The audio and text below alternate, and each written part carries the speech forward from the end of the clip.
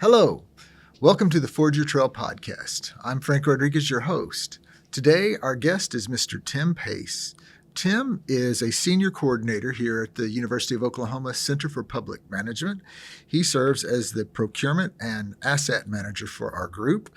Tim also happens to be an assistant scoutmaster with Scouting America. And today, Tim, we're going to talk to you about several things.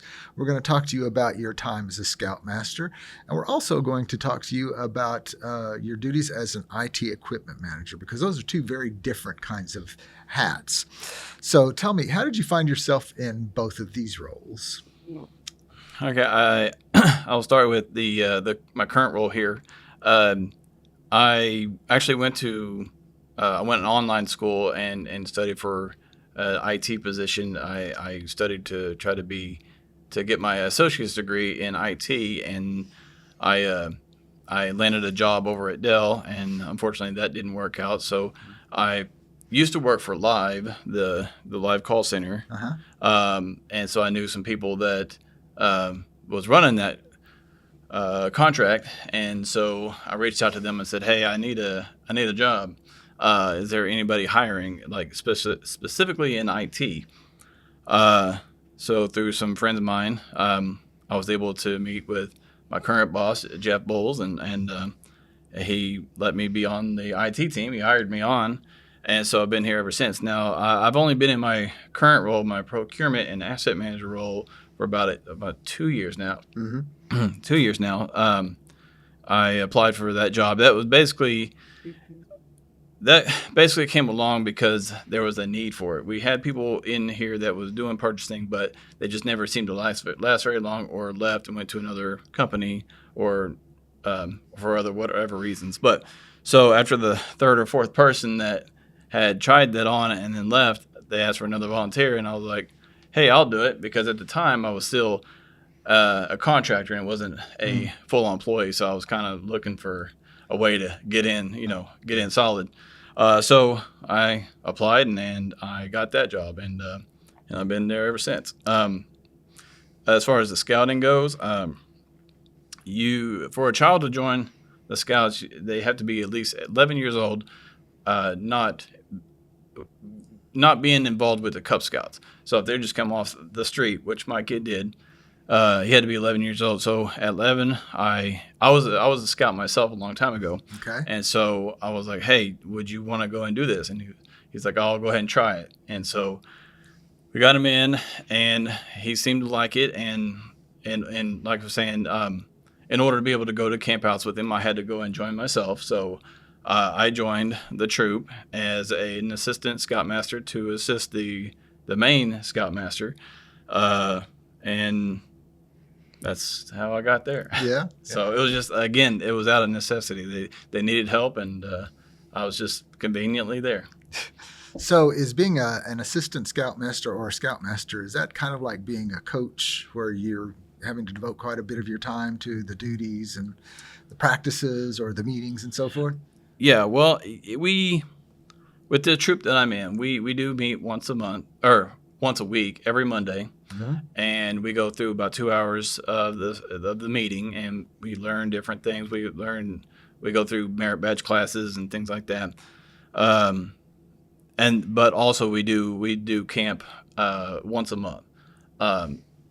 We are always going somewhere, and I've been to so many places I've never been before. Oh, that's great. And part of it is with the Scouts, so you kind of have to step back and let the Scouts do their thing, because our troop is really, with the Scouts, it's really youth led.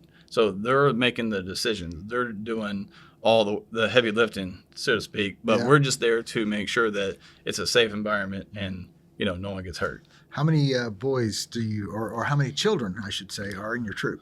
I would say that we have about 20 something boys in the troop, and then the other troop that's adjacent to us, our female troop, we have about 8 to 10. That's a pretty good group of kids to be watching out for. Oh yeah, and so every camp out is a little bit different. We have the different kids, different amounts of kids, and so either way, it's a handful.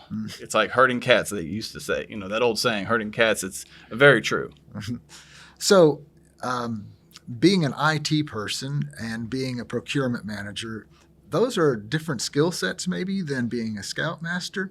So, what values do you bring from scouting into your work here at the Center for Public Management? There's with the scouts themselves, there are several different um, uh, laws. We call it the scouting law. It's I don't have it quite memorized yet, but I'll have a little cheat sheet All here. right, do it. It's a scout is trustworthy, loyal, helpful, friendly, courteous, kind, obedient, cheerful, thrifty, brave, clean, and reverent.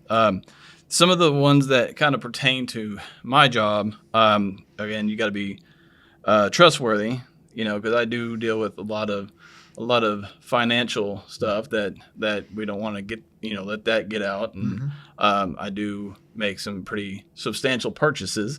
And so I got to make sure that I'm, trusted with all that information. Right. Yeah. Some of the other ones are, I think of myself being obedient. I do what I'm asked to do. I don't ever really say. I try not to tell people no, because partly it's not my choice. It's not my decision to make. They ask me to purchase something, I'm going to purchase it. Also, too, I think part of it too is that with the asset management part of it, I not only have to purchase it, I always have to keep track of things. Right. That's the hard part. I can't just buy it and then have it shipped out the door and then where did that go? So I gotta keep trust. Got to be trustworthy and be able to make sure that stuff stays in the hands that they're meant for. Well, I noticed you skipped a couple of them. Helpful, friendly, courteous. I've heard all of those applied to you. So obviously you're bringing some of the scout values to your job. Well, I mean, I've always been that way, so it was just kind of naturally, natural progression. I always try to treat people with respect, and because I don't know their story and I don't know their background, but again, I think I'm also pretty helpful. If anybody ever comes to me with a problem, I'm not going to tell them to, go figure it out somewhere. I'm gonna get in there with them, and because partly I'm curious about stuff. It's like it's a problem to be solved, and I want to know how it gets fixed. So I failed to ask you, how many children do you have? I have one boy. Just the son? Yeah, he's actually turning 13 in 2 days. Oh, cool. So his birthday, we're going to go out and celebrate tonight because I have an actual it's called Wood Badge. It's part of the Scouts, but basically it's a training module that you go through. It's like a leadership training that you have to go through, and it's like 2 different weekends, and it's a lot of stuff. But it's on my second weekend now, and then I have 18 months to complete 5 different goals, and so. But it's a leadership for the leaders, to go through it. So we've been doing a series of podcasts that relate to internet safety with children and access to the internet. And how has your experience managing the technology here at the Center for Public Management shaped your views on children and screen time, or has it?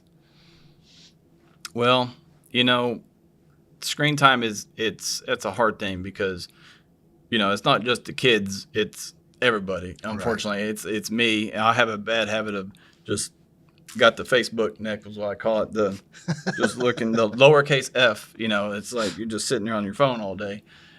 So part of it too is I'm trying to think of how that would relate with what I'm doing. I mean, the best thing that I can say on that would be we have a lot of things locked down here as far as private network and things like that, so you wouldn't be able to get out to certain places, and it's more structured. Unfortunately, in the real world, in the parent world, the restrictions are not always there, right. And so a lot of people will not have that awareness of what their kids are actually looking up, and so. Just being my time here with learning all the safety protocols and things like that, I think that would be something that as a parent, I would need to, make sure that I can translate that over there on that side. I could probably do that a little bit better, but I don't. So I don't know. I love that Facebook neck. Is that what you call Yeah, it? the That's lowercase hilarious. f is what I call it. It's just So the world is strikingly different today than it was when I was a young child growing up, and I'm certain as well as you when you were growing up. What, as a parent of a 13-year-old, what are some of the biggest challenges that you see kids facing today that maybe weren't as prevalent a decade ago? So one of the biggest challenges I found is it's like two different things. One is the cyberbullying. I mean, it's for us, for older generation. I'll speak for myself here. My older generation, we're like, how are you going to make fun of me or pick on me through the internet or like through the a computer? It's like you're not there. You're not being able to get to me. But I figured it out with like we went through a little thing with my kid, but it's the constant being told something. They might go around and the whole roasting thing. That they'll try to dig at you and stuff like that. And it's just words, but at the end of the day, that still stays with you. It can still be traumatizing. Yeah. Right. And so it's not, I don't have to physically touch you to be able to hurt you. Mm-hmm. And the kids nowadays, they don't understand that. And for us, older generation, we're like, oh, it's just words, the sticks and stones thing. But when that's your world, and that's everything you're doing, it's really hard to, separate yourself from that. Uh-huh. Another thing is that the social media itself is what is I think is one of the big problems is that everybody's so consumed and everybody's in everybody else's world, and they're always trying to see what somebody else is doing, and trying to make it popular on the YouTube, and I'm not sure if I can say that, but Yeah. so YouTube, they're trying to make it big on YouTube and stuff like that with their videos, and it's just they don't understand the background of all the time that they spend just putting out one little video. My kid, he cuts videos where he'll play the game Roblox and he'll build homes, which is very nice. He's very, very good at it, and he can really design really good houses, but he'll spend hours and hours and hours just going through it and cutting videos and doing that, but it consumes him. Mm-hmm. and he doesn't have that off switch. And again, him being a child is really no different from us. We don't, as adults, we don't have off switches either. Mm-hmm. So it's a hard thing, and one thing we could do for our kids is to get in front of that and try to help them manage it, because they're not going to know. Right. So. But sometimes the parents don't really know what's going on. Right. Because we become so disconnected generation after generation by what's going on. How do you as a parent keep up? How do you as a parent make sure that you know what he's doing? I was very impressed that you said he knows how to build houses on Roblox, and that you obviously you've watched him build. And mm-hmm. So it's going to sound weird or cheesy or whatever, but the easiest thing I found is just to talk to them. Just be part of their world. Put your own phone down for a second and then, go in there and talk to them. Find out what they're like. What are they doing? Explain what is this on the screen here? The simple something like that. You can just simply ask them what they're doing, and they'll be like, what? And let me show you everything. And yeah, that's pretty exciting. Yeah. So how do you think that scouting helps kids develop healthy habits around technology and screen use? I wanted to make sure that I wrote this down, because I heard this and it was kind of, it made me think for a minute too. Someone had said, scouting is a great break from the always on digital world. Yeah. So the fact that we actually load up in a vehicle and we drive out to the country somewhere and go camping somewhere, away from the internet, away from TVs and things like that, and actually go back to nature, it's amazing. The kids, they get bored, of course, but they'll go find a stick and go hit hit each other. Not hit each other. We don't allow that. But it's like pick up sticks and go throw it in the woods, or go throw a rock or something. Get into some dirt. Go play in a puddle. It's getting back to nature. I think that's the best thing. Yeah. So do you have a protocol for phones and devices when you go on these camping trips? We do. We actually have a lockbox that we put our phones in. So every time we go camping, the Scoutmaster has a lockbox that we're like, give me the phones. And so we allow the kids to have their phones while we're driving, while we're in transportation, in transit, I guess you'd call it. Yeah. But once we get to the campsite, we do take the phones and lock them up because of other policies with the actual Scouting America. So. But yeah, we keep that stuff locked up, and until we're done, until we leave, and it's like, okay, here's your phone back, and there you go. Do you camp in places where they might actually have access to signal, or do you go out places where there is no signal? Oftentimes, with how widespread our phone capabilities are, like the antennas that we have all over the place, it's really hard to sometimes get into a spot where there is no signal. Because you're always going to be able to get signal somewhere. But some of the places we do go to, it would be very limited, and I think that is by design, So, yeah, we do try to. Well, and there's sometimes in summer camps that we go to, or other camps that have merit badge classes like movie making or photography or something like that. That's when they would need their phone, and so we do let them have that. Oh, so you're actually structuring activities that help them learn how to use the phone productively. Yeah. That's in order cool. to take better pictures, film movies, using there's a lot of movies out there now that are filmed on an iPhone. So, yeah, True. Part of those classes they would address that. Can you think of a time where maybe one of your members of your scout troop learned something valuable, a valuable lesson about being responsible with their devices or online? Yeah. As far as that goes, I'm not really sure of what exactly.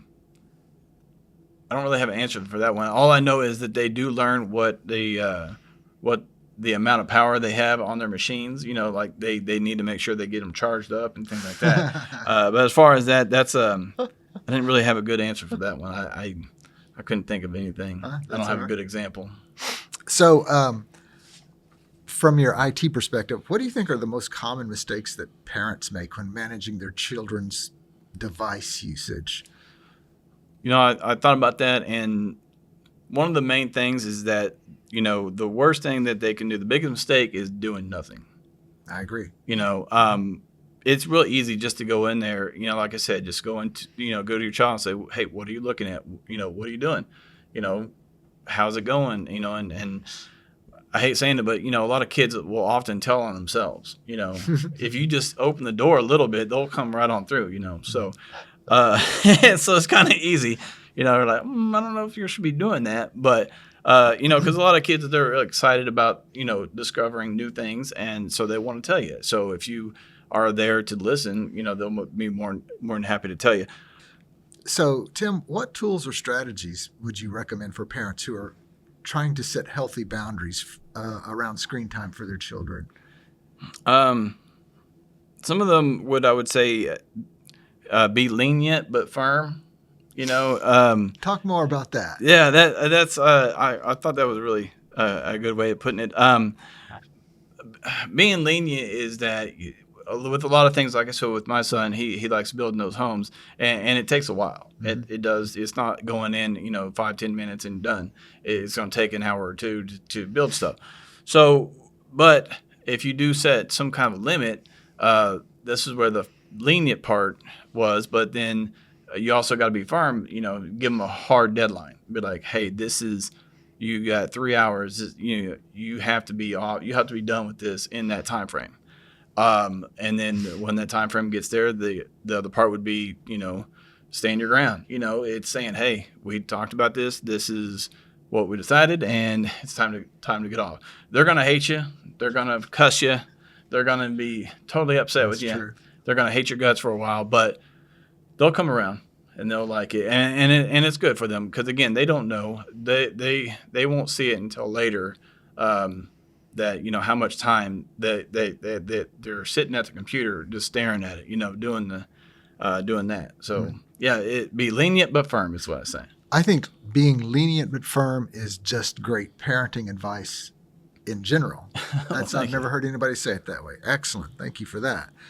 How do you balance the need for digital literacy, which is these kids are growing up in an era where they have to be able to use these devices for the future economy. So how do you balance the need for that with the risk that they might be overexposing themselves to screens? I agree that they do need to have a pretty good understanding of technology. I mean, I would think that the kids nowadays would be able to navigate a lot of these different online sources. Like the AI, for example, they do use AI a lot. Unfortunately, I know some kids that wouldn't be able to tear a computer apart, to fix it to save their lives, but to get them online and they can, they'll do it. They'll be able to do anything. And it is kind of hard to unplug sometimes. Again, as adults too, we have problems with that, especially when you start up with new hobbies. A lot of the hobbies, like for example, I just recently got a new 3D printer, and I've never did 3D printing, and so now I'm spending hours online trying to figure out how to even get something started. So again, it goes with the kids. They need to know how to navigate these things. But part of it too is that they need to know they need you to be honest with them and say, hey, this stuff is off limits. You can do this, but they don't know unless you talk to them about it. Right. We've always been really truthful and honest with my child, and I tell them, say, hey, there are dangerous things out there you need to be aware of. I was like, and later on we'll go into it in better detail, but for right now, this is skimming the surface. You just let them know that there are dangers up there because they don't know. Well, that leads into the next question, because there are dangers. Have you found or used any apps or any other parental control devices, and have you found any of them that are particularly helpful? Yes, I've used several. I know Microsoft has a program. I don't remember what the name of it is, but Microsoft has a program that you can install and be able to manage different devices that way. I know Google has a family link, and that allows the management of the Google device. One caveat with that, though, is that it doesn't help when your child creates multiple right. Identities or multiple profiles. Accounts. Profiles, thank you. Yeah, multiple profiles, because you can use one profile. Again, this is where it's good to be paying attention to what your kids are saying, because my child creates one account and then gets another account, creates another account, and bumps up the age limit and say, hey, I need you to approve this one because I want to be able to talk back and forth on my two profiles, because of the video.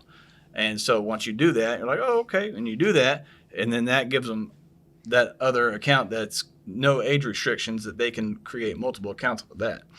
So I found out that by mistake, so. Wow. Just want to let people know that that's a thing. So how did you find that out?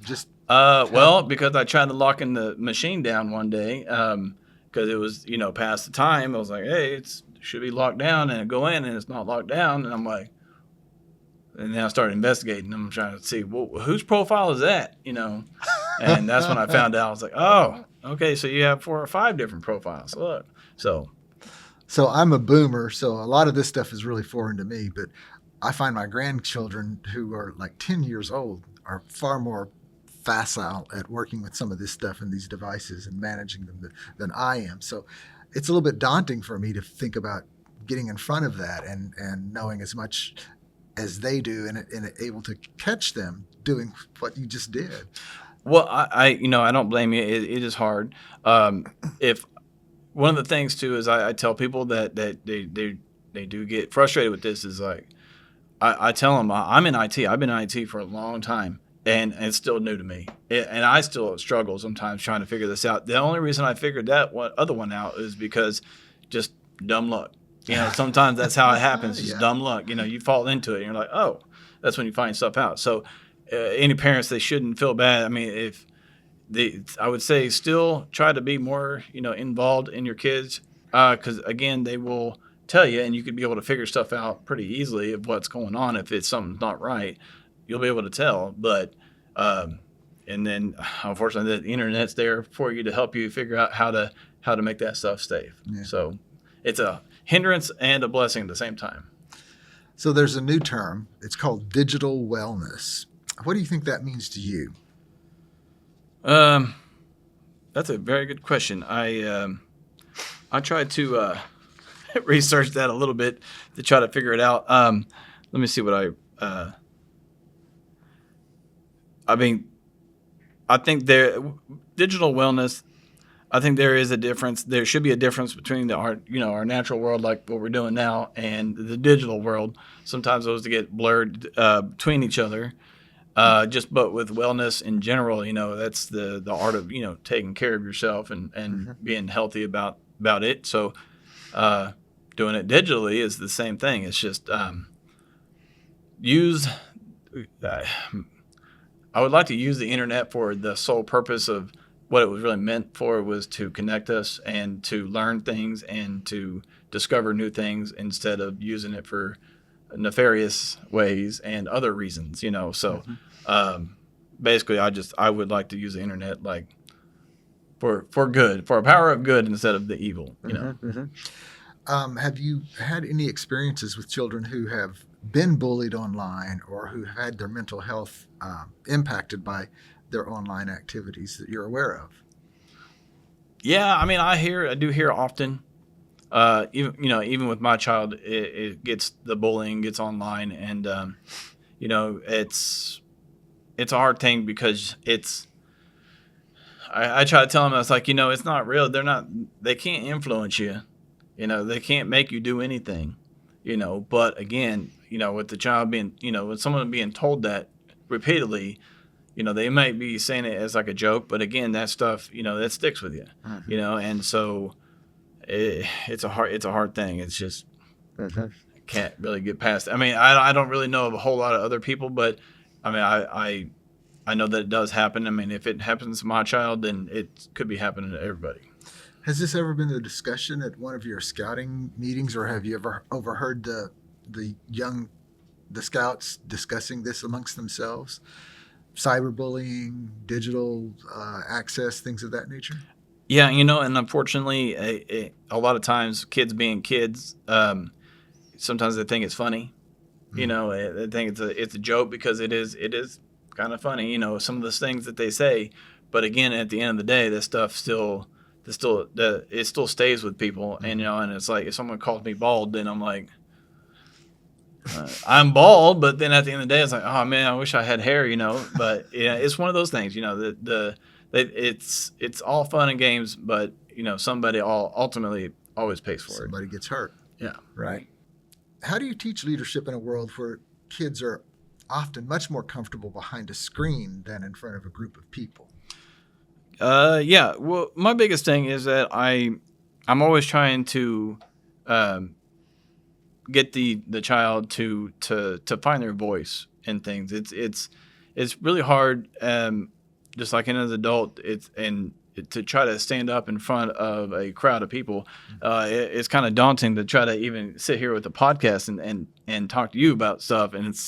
But again, I'm a natural gabber, so I mean, I can gab with the best of them. But so it kind of comes easy for me. But for the others that are more reserved and laid back, it's a nightmare, to think about it. But providing a safe environment for them to be able to, to do their thing, to get up and present something. For example, we've had many scouts that were, kind of timid and don't want to talk really loud and stuff like that. And I'm telling them, well, hey, you're in charge here, so you got to find your outside voice inside. It's like, this is your time, just to belt it out, and it's like, don't worry about what people in the audience are saying. They're there to listen to you. And so it's your time to shine. So just go, So do you structure opportunities for the scouts to get up in front of each other and make presentations? Yeah, we do have different That's ways. awesome. When they are going through, we call them elections, where they go and apply for, or they run for different positions inside the troop. They do have to stand up in front of the other scouts and, make their case. Why would I be good at this role, And so that's kind of, it's kind of daunting too, though. I don't know what to say, but, just the biggest thing is just, if you give them the opportunity, sometimes you can't prepare for everything, but just being thrown into the mix, thrown into it, you'll be able to come up with something pretty easy. Yeah, and also too, I always just make sure that, again, like I said, I always make sure that they know that it's a safe environment to be able to open up. So did you tell me, Tim, were you a scout yourself when you were younger? I was, yes. What do you think that scouting taught you?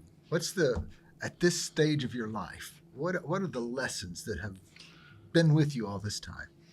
Well, I mean, a lot of the items on the scout law, to being trustworthy and loyal, and I do try to pride myself being trustworthy. I feel like that if I, say I'm going to do something, then I'm going to do something.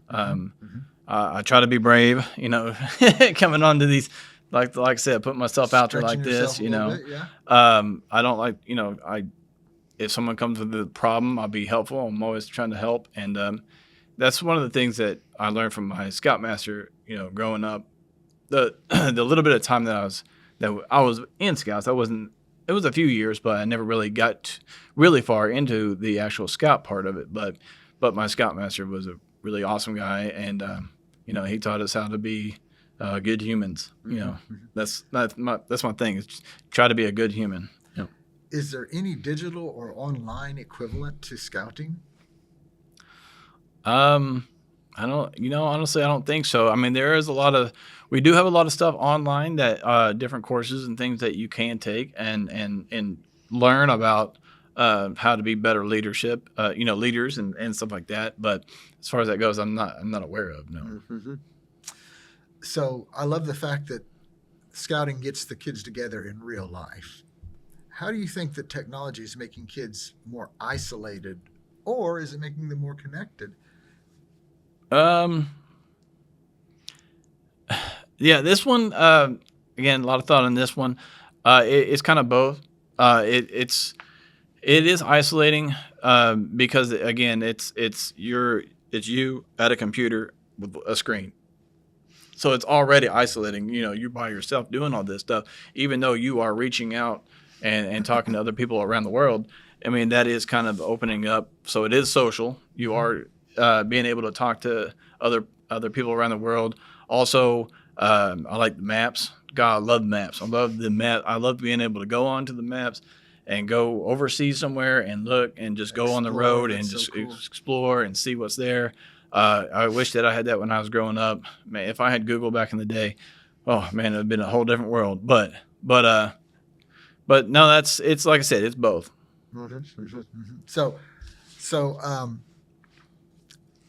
now I want to talk to you a little bit about some practical parenting advice. What do you think is one piece of advice that you would give to parents who maybe feel overwhelmed or disconnected from their child's tech habits? Well, one of my favorite sayings is "hang in there." It's hang in there. I mean, it's a new day every day. And don't feel bad for being overwhelmed. Like I said, I was in IT for the longest time, and I'm like, how do you find this stuff? And it's like, it's perplexing, and I'm trying to figure out how to keep them safe, but also giving them the freedom to be able to do things, because I do want, I want my child to be able to be the best that he can and learn as much as he can and have this tool and be able to use it at its most. But again, there are other dangers out there. But then, like I said, it is overwhelming, and just understand that it will always be overwhelming. But just do your best, just be there. That's the best thing you can do. What would you say is the most dangerous aspect of children being online, especially if they're unsupervised? I was going to say being unsupervised. I think the most dangerous thing is got to be going back to social media. I mean, I remember when MySpace came out, and I thought that was the coolest thing in the world, I remember and that MySpace. was the greatest. And I just didn't realize how much of a monster that it would turn into. But I mean, I kind of personally I hate it. I hate social media myself. I mean, I'm in IT, but like again, I can't stand it.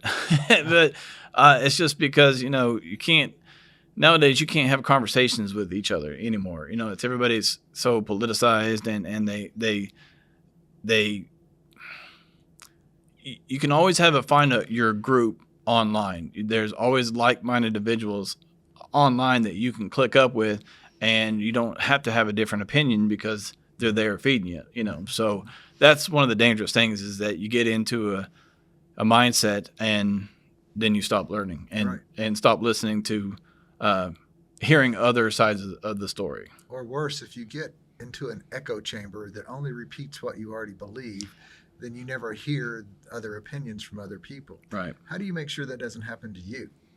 To me personally, Right. stay off social media. No, that and also talk to people, and be willing to have a conversation, open-minded conversation. You might, I know some people that I flat out disagree with 100%, but I'm gonna sit there and I'm gonna still listen to them because I could also learn something from them, and I can see both sides. I have a big fear of being a hypocrite. I don't want to be a hypocrite, so that's why I always try to figure out what are all the angles. Try to see both sides of it's like they said, both sides of every coin. You can't be 100% on one side because there's always going to be flaws and nothing's perfect. Right. So, how do you personally unplug, or how do you actually model healthy tech habits for your scouts and for your own family? Well, first of all, first thing you can do is put the phone down. Put your phone down. It's so hard to do that nowadays because we're glued to it. The other thing is to leave it down. Leave it somewhere away from you. Walk away from it. That's another thing. All too often, it's like, oh, I can't. I forgot my wallet. It's okay. At least I got my phone. Or I forgot my keys. Oh, at least I got my phone. It's like the phone has now been a part of us, and it's like we can't get away from it. It's inescapable. I've seen a picture where this artist, they went in and took pictures of people on their phones and things like that, and then they went in and digitally edited out the phones. So all these pictures and tablets and things like that. So all these pictures are just people like this. Wow, that's brilliant. And it's just like, and it makes you kind of feel like, look how ridiculous they are, and it's like, why they look so weird for it? And then you realize, oh, it's because they're on their devices, And so my advice would be to put it down and walk away from it for a while. The same thing with the kids, So I've known IT guys and worked with a lot of IT guys over the years, and typically they're the ones that are almost always on call 24/7. If something goes, the network goes down. So how can you don't have to do that anymore though, right? I don't have to do that, but still, you can be disconnected from it, but still be available.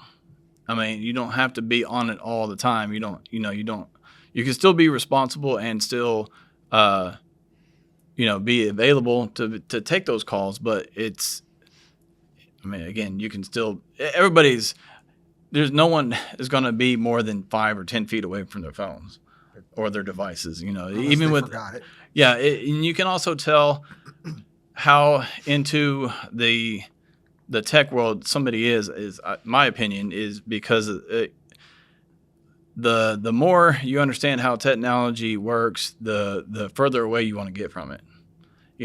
There's a difference between a IT professional and an IT nerd or whatever, because a nerd would be like, yeah, I don't want all this electronic stuff in my home. I don't want these digital locks, because everything's hackable and, somebody can just go up and get into my house, so I want manual locks on everything. So, Interesting. But, well, sorry, I missaid that. the IT professionals and IT enthusiasts. Yeah. So professionals are, I need manual locks. Enthusiasts is like, let's get Alexa in everything. Yeah. So. Do you have a concern about Alexa and all those spoken word interfaces? I do, and I don't have any of those inside my home. I don't have no digital locks or nothing. I mean, they're cool. I wish that I would love to play around with them. I would like to learn a little bit more of them, but honestly, it's just another access where people can get in. I did have a off-brand camera. I won't say the name of it, but it's like a Walmart brand. But it's one day just like we heard a voice on it, and we're like, that's weird. And then I found out there was a lot of lawsuits going on where they were getting compromised, and I was like, this is why we don't have them in here. And so I yanked them out pretty quick. So, and I'm not saying that someone's out there deliberately trying to spy on me, but it's an opportunity. They'll take it. Have you had the experience of you've had a conversation with somebody about a certain topic, and then all of a sudden on your feed, that topic starts popping up? So somehow they're listening, right? It's funny that you should say that, because there is a running joke between me and my wife is that we'll mention something, but then our NSA guy will, give us the feed in our feeds. The product will show up in our feed, but we call it our NSA guy. So we'll be like, all right, NSA guy, we're looking for this. So That's funny. And it happens. I know it's not really an NSA guy, but it's really weird how that, like, if you search one thing and all of a sudden it's like, here's all your stuff. It's just creepy. So I want to talk to you now about what is the future going to hold for us. Everything is changing so rapidly. It's almost impossible to predict. But what trends do you think in youth or kids using tech? What are the ones that concern you the most right now? Partly the unfeathered access to the internet. It's like everybody posts everything on the internet now. I don't know how political this would be, but when the assassination of Charlie Kirk, my son was actually sick. He got sick at school, so we took him to the hospital and up at Children's Hospital in Oklahoma City, and we're sitting there, and he's like, hey, Dad, did you hear about the Charlie Kirk guy? I was like, no, what happened? And he's like, look. And he shows me his phone, and I see the actual assassination. And I was like, whoa, what? It's like I'm scrambling because I'm trying to figure out what is happening. It's like, why are you watching this? And it was on TikTok. And I'm like, what? And there's no way that I don't think there's any way that we could have prevented that. No. And so that's, like I said, unfeathered access to the internet, being able to go in and see these terrible, terrible things, and part of the problem is that a lot of kids, they don't understand how real terrible that is, how damaging that stuff can be, because they're able to see that, and it is traumatizing. It is, because for a few days afterwards, that's all he could talk about was that. Oh, I imagine. And I was like, okay, dude, you're going to have to, calm it down. We need to talk about something else, because it's too much. It's too real. That one event traumatized a lot of people just by virtue of the fact that it was broadcast live first and then just repeated. Yeah. So you and I didn't necessarily have to deal with that because we grew up in an era where those kinds of things were edited out before they ever made any kind of a broadcast. Mm-hmm. But that's not the case anymore. How do you think that impacts kids? I mean, it's scary actually to think about. It's even though it might be something simple like that, we could dismiss it, but ultimately everything that we see and learn, it stays with us. This is something that he'll probably talk about when he's older, when he's at my age. He'll be like, hey, I remember when this happened and I watched it, so it's scarring. It's definitely traumatizing. And like I said, it sticks with us for a long time, and I don't think that I don't really know a way around that, away from that. At this point, I don't either. Yeah, I could only watch that video once, and that was too much for me. Yeah. So, how do you see the role of a Scoutmaster evolving in this ever-changing digital age? Just fortunately, the Scoutmaster that is in my troop, he's very, very learned on this stuff, and he's very, very smart, and he actually works for OU, and I don't want to name drop or anything, but he does work in the AI and machine learning stuff like that. So he's very, very smart, and he's really privy to this thing. Even though he is very smart with that, he also has the old ways. He does practice some of the traditions that the Scouts do have. So it's like it's a balancing act with everything. You're just gonna need to learn how to ebb and flow with things. Staying ahead of stuff, just trying to understand what the kids are saying part of the time nowadays is the roughest part. They have their own slang, but as kids we had our own slang too. But just trying to figure out what the heck they're saying. That's when you can find another kid and be like, hey, what are they saying? Tell me what's up. What's going on. But just being present and trying to keep up as best you can is the most helpful. Okay, Tim. My final question, I think, is if you could change one thing about how schools or organizations approach tech with kids, what do you think that would be? I think making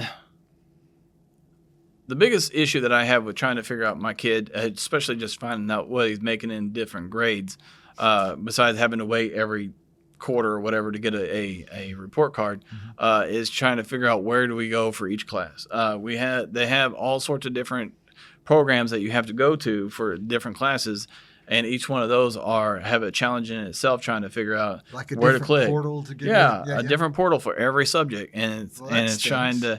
Well, and and every website, it's sometimes it just irritates me. It's just like, why are you purposely making this website difficult to use? It's like, or what? But like I said, each subject has its own portal and its own challenges to try to figure out how to navigate and try to figure out how to do it. So my thought would be if they could centralize that a little bit better, make it one shop all kind of thing, then that would be great. But so is that Norman Public Schools that you want to send that message to? Well, no, it's more public schools. I live in Moore, Okay. Well, and honestly, all schools. I think that's not just a Moore thing. I think it's all of our public schools are doing it. So, it's across the board. With that. I think public schools are themselves still trying to figure out all this digital stuff.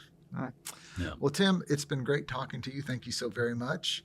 This is the Forge Your Trail podcast. I'm Frank Rodriguez. Today, our guest has been Mr. Tim Pace. Tim is a senior coordinator here at the University of Oklahoma Center for Public Management. He's our procurement and asset manager. And I bet that's hard for you to tell people. I am a procurement. For some reason, that's just hard for me. He's also an assistant scoutmaster. So our topic today was scouting and technology and how to make it safe for your children. Tim, thank you very much. Thank you, sir.